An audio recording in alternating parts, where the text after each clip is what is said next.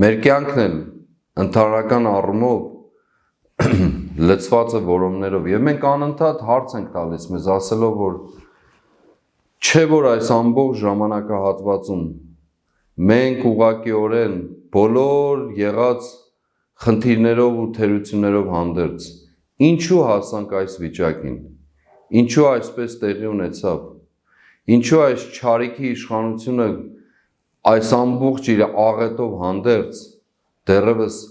մնում է այսպես կոչված իշխանության վրա,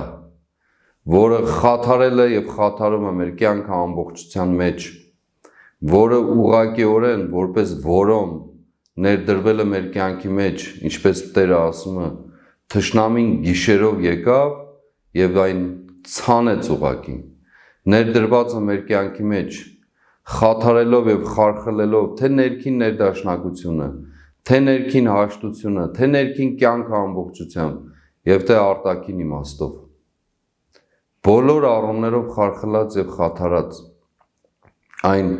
որոմային բնույթով որով հատուկ է ուղղակիորեն այդ բույսին